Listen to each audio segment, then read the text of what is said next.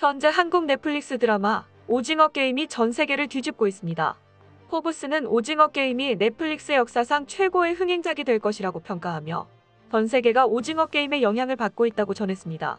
오징어 게임이 전 세계에서 많은 인기를 얻고 있는 만큼 한국 드라마로서는 이례적으로 세계 각국 언어로 된 더빙 음성을 지원하고 있는데요. 전 세계 시청자들은 자막 없이 편하게 보려고 자국 더빙 음성을 켰다가 오히려 실망하며 다시 자막을 찾는 일이 벌어지고 있습니다. 세계적으로 인기를 얻고 있는 마블의 영화 감독도 이것에 대해 한마디에 큰 화제를 모으고 있습니다. 특히 몇몇 에피소드에서 시청자들은 각국 음성이 한국어 고유의 맛을 살리지 못해 더욱 실망하고 있기 때문에 한국어를 배우겠다는 사람들이 늘고 있는데요. 그만큼 한국어가 세계적으로 유명해지자 옥스퍼드 영어 사전은 영어로 절대 표현할 수 없는 한국어를 발음과 함께 등재해 큰 화제를 모으고 있고, 또한 방탄소년단도 유엔 총회에서 한국어로 연설하여 세계적인 호평을 받고 있습니다. 이렇게 한국어의 위상이 날로 높아지자 일본이 크게 당황하고 있다고 전해지는데, 여태까지 영어에서 일본 고유명사로 지정됐던 몇몇 것들이 한국의 고유명사로 바뀌고 있기 때문입니다. 과연 오징어 게임을 본 사람들은 왜 한국어로 보는 것을 더 선호하며 마블 영화 감독의 한마디는 무엇인지와 방탄소년단의 한국어 유엔 연설, 그리고 새롭게 바뀐 한국어 고유명사는 무엇인지 알아보겠습니다. 현재 오징어 게임은 미국 유명 경제지 포브스의 도배가 되고 있습니다. 한마디로 오징어 게임은 포브스 선정 넷플릭스 역사상 최고 흥행작이 된 것인데요. 특히 세계적으로 가장 주목받고 있는 한국의 문화는 바로 한국어입니다. 과거 봉준호 감독은 기생충으로 세계 주요 영화상을 휩쓸 때 1인치의 장벽이란 말을 남긴 적이 있었습니다. 외국인들이 자막 때문에 한국 영화를 꺼린다는 것을 1인치의 장벽으로 표현한 것인데요. 그런데 오징어 게임은 1인치의 장벽을 뛰어넘는 것을 넘어 완전히 허물어버렸습니다. 이것을 볼 수 있는 것은 마블의 한 영화 감독의 한마디였습니다. 그 마블 영화 감독은 타이카 와이티티로 토르와 디즈니 모아나 등 감독과 각본 그리고 조연으로 출연해 세계적으로 큰 영향력을 끼치고 있는 인물입니다. 그런 그가 트위터로 절대 오징어 게임을 영어 더빙으로 보지 말아라며 짧고 강하게 경고한 것에 대해 사람들이 주목했습니다. 이 트윗은 하루 만에 6,000회 이상 리트윗되며 호응을 얻었으며 많은 공감 댓글이 달렸는데요. 저는 절대 더빙판으로 보지 않을 겁니다. 당신이 더빙으로 보게 되면 당신은 감정과 중심을 잃을 거예요. 더빙은 배우 고유의 감정과 톤을 절대 표현할 수 없습니다. 제 생각엔 원어와 영어 자막으로 보는 것이 당신의 눈을 사로잡을 것이며 폰을 보는 시간을 줄여줄 것이에요. 사람들마다 다르다는 것은 알겠지만 나는 자막을 싫어하는 사람들에게 재수없게 들리지 않게 말할 자신이 없어요. 제 말의 의미는 더빙이 아무리 뛰어나도 더빙은 영화에서 이 그림과 같아요라고 말하며 타이카 와이티티 감독의 말에 전적으로 공감하는 분위기였습니다. 많은 외국인들의 생각처럼 실제로 오징어 게임은 한국의 전통놀이를 소재로 하였기 때문에 한국어가 아니면 절대 표현될 수 없었던 단어와 감정들이 많았는데요. 특히 몇몇 장면에서 그런 것들이 확연히 드러났는데 잠시 비교 영상을 보겠습니다. 무궁화 꽃이 피었습니다. 324번 탈락.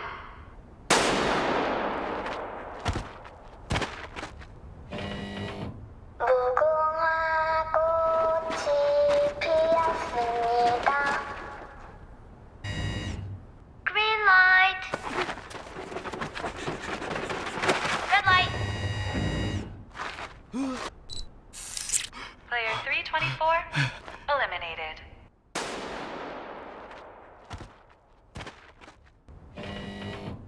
Green light. Red light. 다시 벌어. 60억을? 아니 6억이라며. 아니 너 증권회사 다닌다더니 주식을 한 거야? 선물을 했어. 선물로 그 돈을 써? 아니 누구 선물을 얼마나 비싼 걸 산 거야? 여자 생겼냐? 그런 선물이 아니고 Just make 6 billion won. I thought it was 600 million won. And all those stocks that guy said that you lost. You did that for real? It was futures too. You bet on your future? What kind of bet was it that you used that much money? You get a girlfriend? Doesn't mean that future. 씨발. 기훈이 형! 형 인생이 왜 그 모양 그 꼴인 줄 알아? 오지랖은 쓸데없이 넓은 게 머리는 존나 나빠서 똥인지 된장인지 꼭 처먹어 봐야만 아는 인간이니까. 내가 이렇게 된 건 다 내 탓이야. 그런데 쌍문동의 자랑 서울대 천재 조상우는 여기서 왜 이러고 있을까? Come on! Gian! Your life is so damn pathetic, and here's why. Because you're a nosy-ass idiot who's too slow to keep it shut. Someone who always has to get into trouble, but somehow can't tell he's in it. That's right, that's how I got caught in all this. Why is that? Sanmundong's golden child, the genius Cho Sang-woo who went to SNU, why is he here? 첫 번째 비교 영상에선 무궁화 꽃이 피었습니다가 영어 더빙에서는 그린라이트, 레드라이트로 표현됐는데 외국인들은 한국어 무궁화 꽃이 피었습니다가 좀 더 멜로디가 좋으면서도 음침한 아이의 기계음이 더욱 소름 돋게 해 더 긴장하면서 볼 수 있었다고 말하고 있습니다. 두 번째 영상에서의 키포인트는 선물이라는 주식 용어입니다. 박혜수 배우가 급중해서 선물에 손을 댔다 망했다고 하자 주식 용어를 잘 몰랐던 이정재 배우가 깜짝 놀라는 반응을 보이는 장면이었는데요. 영어에서는 선물이 흔히 미래라는 뜻으로 통하는 퓨처로 번역되어 그 많은 돈을 미래에 걸었냐고 표현됐습니다. 마지막 비교 영상에선 이정재 배우와 박혜수 배우가 말다툼하는 장면이 나오는데 이때 박혜수 배우가 욕하며 기훈이 형이라고 말하는 장면이 나오는데 이때 나오는 한국의 찰진 욕은 외국어로는 절대 표현할 수 없다며 외국인들이 원어 시청을 고집하고 있는 이유였습니다. 자막도 문제가 많았습니다. 한국 고유어가 영어로 표현되기에 힘든 점이 많았기 때문입니다. 오징어 게임 번역가들이 가장 먼저 위기에 봉착한 것은 바로 오빠였습니다. 한국어는 인간관계 하나하나마다 호칭이 있는데요. 그런데 유독 그 경계가 애매한 호칭들이 있습니다.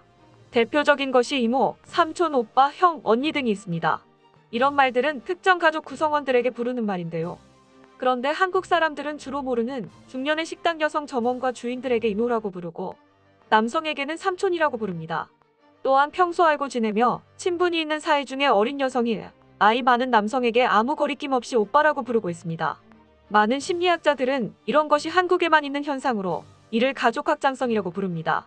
극중에서 오빠라는 한국어 대사가 영어 자막으로는 올드맨으로 번역되는데 이에 영어 자막이 한국 특유의 호칭을 적절하게 표현해내지 못했다는 지적이 제기되고 있습니다.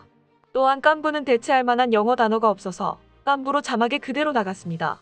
깍두기는 사회적 약자를 칭하는 더 위크니스 링크라고 번역돼 한국의 찰진 표현이 영어 자막으로 바뀌면서 사라졌다는 혹평을 받고 있습니다.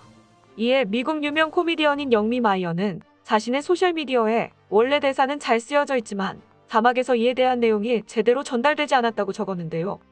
오징어 게임을 제대로 보기 위해 한국어를 배우겠다는 사람들이 늘고 있는 상황입니다.